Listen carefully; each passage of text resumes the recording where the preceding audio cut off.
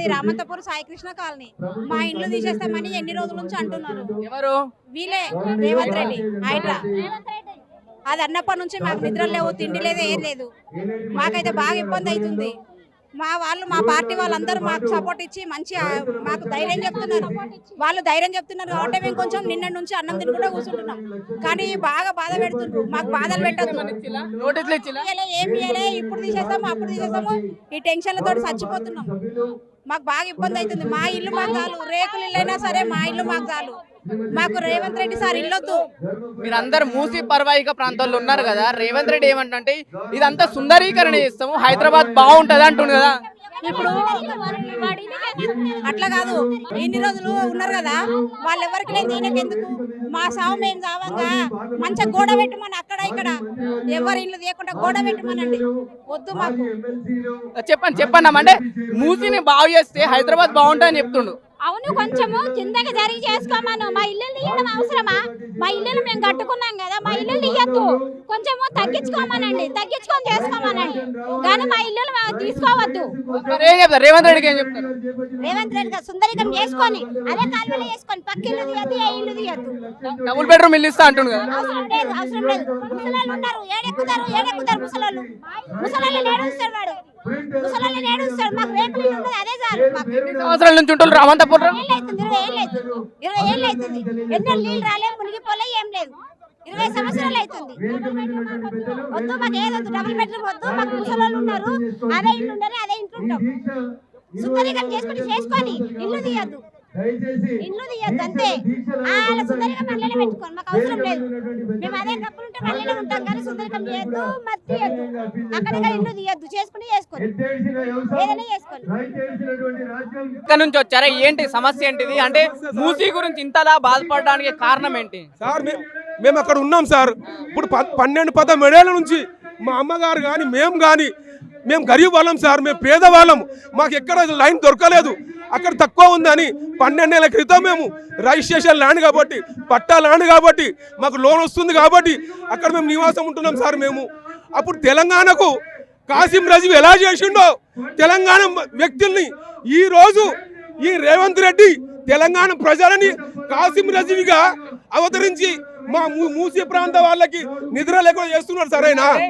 మూసీని సుందరీకరణ చేసి అంటే హైదరాబాద్ ఒక టూరిజం ప్లేస్ చేస్తాను రేవంత్ రెడ్డి ఒకవైపు చెప్తున్నారు.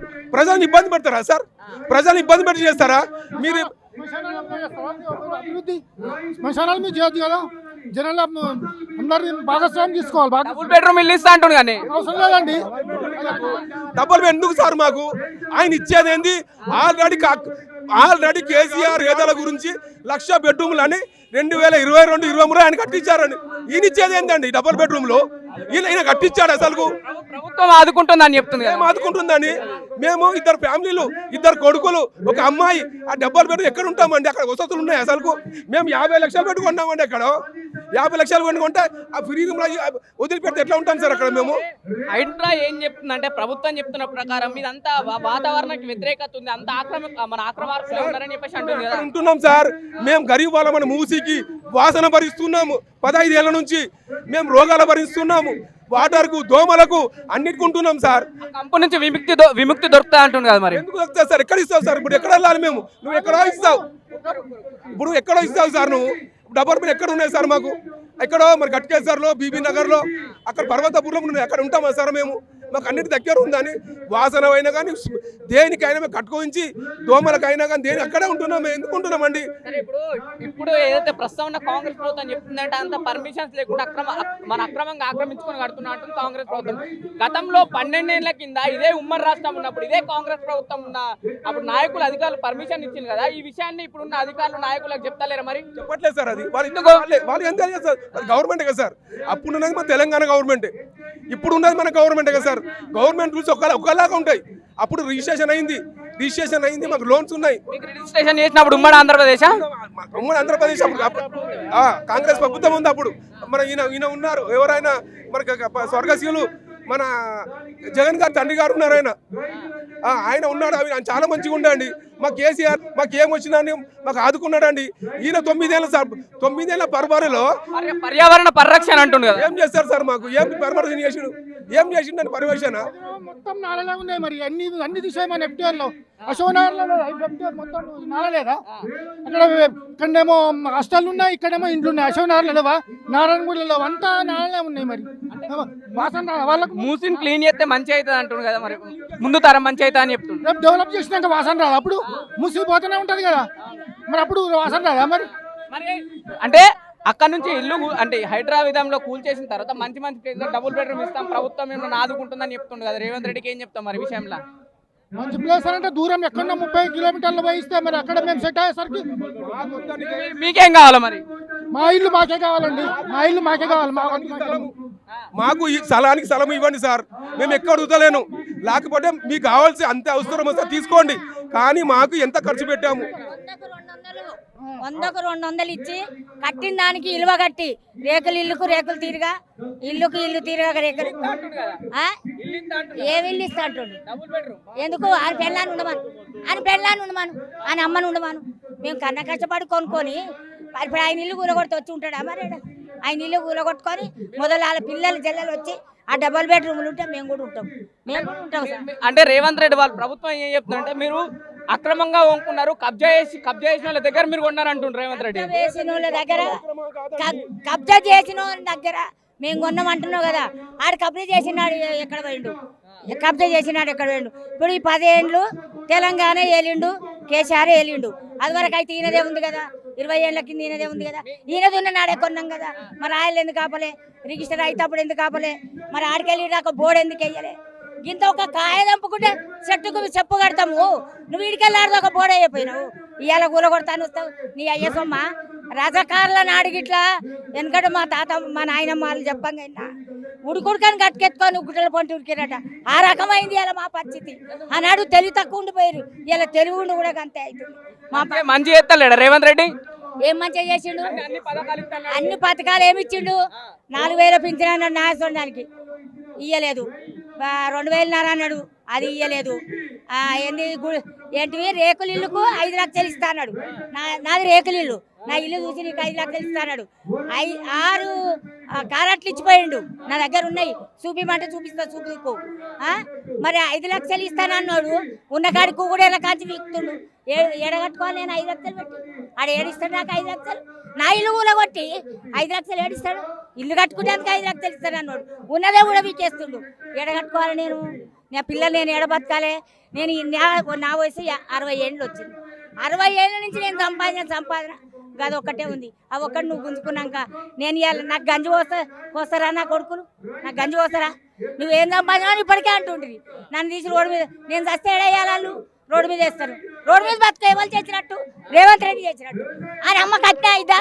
ఆయన అయ్య కట్టే అయిద్దా, ఆయన అయ్యని రోడ్డు మీద వేస్తారా, ఆయన అమ్మని రోడ్డు మీద వేస్తారా, ఇవాళ నన్ను రోడ్డు మీద వేసిన బతుకు చేస్తారు. ఇంత తిడుతూ ఇప్పుడు ఇల్లు కూలిపోతున్నాను ఇంత ఆవేశంతో నేను ఏమంటున్నాంటే అమ్మ నువ్వు ఇళ్ళ జోలికి వస్తే ఇంకా తిట్టలేదు చూడు, ఇప్పటికీ రేవంత్ రెడ్డి వాళ్ళు ఏమంటారంటే అధికారులు, ఇప్పటికీ నేను ఒక్క మాట గలీజ్ మాట తిట్టలే, ఇల్లు దగ్గరికి వస్తే అప్పుడు ఉంటాయి మాటలు, ప్రభుత్వం ఏమంటుందంటే సరే మీ ఇల్లు కూల్చేస్తారని చెప్పేసి మీరు ఆవేశంతో ఏదో ఒక మాట అంటున్నారు, ఈ తిట్టిన వాళ్ళని కూడా జైలు వేస్తామని చెప్తుంది కదా పొన్నం ప్రభాకర్. జైలు ఎందుకు వేసేది, ఊకే సూట్ చేస్తే అయిపోతుందిగా, రజకారులు అట్లా లైన్ గలి పెట్టేదట, లైన్ అని పెట్టి వేసి కొడతాం మొత్తం కుప్ప వచ్చిరట, అట్లా మమ్మల్ని కూడా కొట్టి మమ్మల్ని చంపి మమ్మల్ని తీసి అదే మూరలు వేసి మంచిగా నువ్వు దరిద్రగా ఓటర్లు కట్టుకో, వచ్చిన సంపాదన అంతా వచ్చిన వాళ్ళంతా నువ్వు తిను వాడు తిను ఇంకా వచ్చినోడు తినాయి, మమ్మల్ని మొదలు చంపరాదు, ఒక పని అయిపోద్ది కదా, మీతో కొట్లాడుతూనే ఉండడు. మీ హక్కులు మీకు అడిగితే కేసులు పెడతా అంటున్నారు, మరి మా హక్కులు మేము అడగకూడదా, ఆయన ముఖ్యమంత్రి ఎట్లా అయినరు, అందరూ ఓటేస్తేనే అయ్యారు, మేము ఇప్పుడు అందరం కలిసి నీకేసి నువ్వు అవుతావు. సరే ఏం చెప్తావు రేవంత్ రెడ్డికి ఫైనల్ గా ఇల్లు గురించి ఏం చెప్తావు? చెప్పేది మా ఇండ్లు మాకు కావాలి, మా ఇండ్లు మాకే కావాలి, ఏం చెప్పేది మా ఇండ్లు మాకే కావాలి, అంత అత్తుమించి మీరు వచ్చినా 100కు 200 ఎంత ఎవరికి ఎంత జాగుందో అంత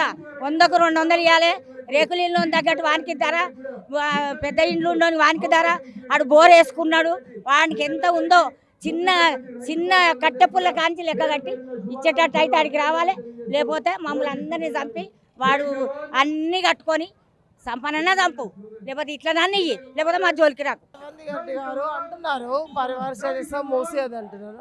ఫస్ట్ మూసి కాలువ ఎట్లుందో చూసారు ఆయన? మూసీదులో కబ్బు గంపు సాపి ఎత్త అంటుంది కదా. అది చేసినప్పుడు చుట్టుముట్టు చెట్లు పెరిగినాయి, అంత గలీజ్ ఉంది. మురికి వాడ మొత్తం క్లీన్ చేసిన తర్వాత అక్కడ పక్కన ఉన్న చెరువులో ఉన్న ఇండ్లు ఒప్పుకుంటున్నాము, తీసేయండి. తీసే ముందు వాళ్ళకు ఏదైనా బెడ్రూమ్లో దించి బెడ్రూమ్ ఇల్లు ఇస్తా అంటుంది కదా మరి. చెరువు పక్కన ఉన్న వాళ్ళకి ఏమనండి. మాకు 200 గజాలు 300 గజాలు ఉన్న వాళ్ళు మేము ఊర్లలో అమ్ముకొని వచ్చి 500 గజాలు అమ్ముకొని ఇక్కడ 100 గజాలు కొనుక్కున్నాం సార్. మాకు కూడా జనరేషన్ పెరుగుతుంది, మా పిల్లలు కూడా కోరుకుంటారు కదా సార్. పెద్ద ఇంట్లో ఉందాం మమ్మీ, పెద్ద ఇంట్లో. మేము చెరువు పక్కన లేము, నువ్వు చెరువు పక్కన ఉన్నాయి ఫస్ట్ క్లీన్ చేయి. అసలు ఇప్పుడు అంటున్నావు నువ్వు ఒక్కసారి డబుల్ బెడ్రూమ్లో పడుకొని చూడు ఎట్లుంటుందో. మంచిగా లేవంటారు డబుల్ బెడ్రూమ్లు. డబుల్ బెడ్రూమ్లు కొద్ది మందిని పంపించిండు, అందరినీ పంపించలేదు.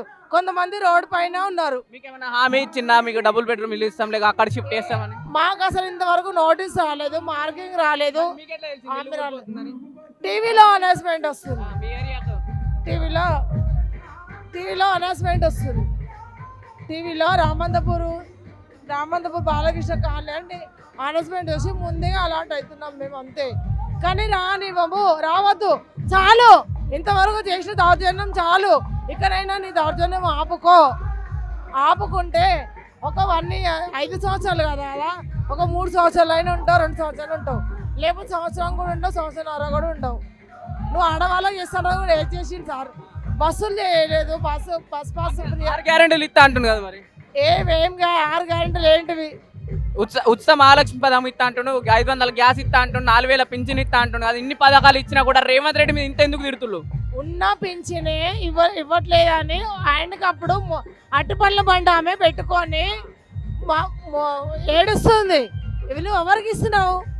ఇప్పుడు ఇస్తా అంటే అందరు ప్రజలు చనిపోయిన తర్వాత, ఇల్లు కూలగొట్టిన తర్వాత సగం ప్రజలు చనిపోయారు.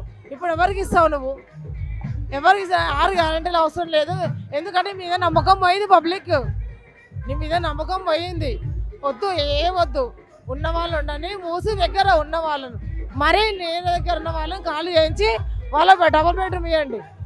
మాకు 200-300 గజాలు 5-6 కోట్లు లాస్ అయిన వాళ్ళకు రేటు కట్టి ఇవ్వమంటే వెళ్ళిపోతాం.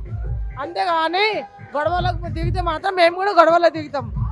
మా పైన అడిగిన వాళ్ళ మీద కేసులు పెడతా అంటుంది కదా ప్రభుత్వం. అడిగిన వాళ్ళ మీద ప్రభుత్వంకి ఇట్లా కేసులు పెడతాం అడిగిన వాళ్ళ మీద అంటే అది న్యాయమైన మాట కాదు. ప్రభుత్వాన్ని కళ్ళు కనిపిస్తలేవా? ప్రభుత్వం చూసలేదా? మీ ఇల్లు కూలిపోతుందని, ఉన్న మన నివాసం పోతుందని ఇంత ఆవేశంతో 1-2 మాటలు అంటున్నారు. మొన్న పొన్నం ప్రభాకర్ ఏం చెప్పిందంటే, ఎవరైతే వాళ్ళు తిడతారో వాళ్ళపైన మేము కేసులు పెట్టి జైలుకు పంపుతామని చెప్పేసి పొన్నం ప్రభాకర్ అంత పెద్ద ప్రెస్ మీట్ పెట్టి చెప్పిండు. ఏం చెప్తావు దీనిపైన? పొన్నం ప్రభాకర్ సార్ అంత ప్రెస్ మీట్ పెట్టి కదా, మీకైనా కొంచెమన్నా, మీకు కూడా భార్య పిల్లలు ఉంటారు కదా, మీకు కొంచెం బాధ అనిపిస్తలేదా?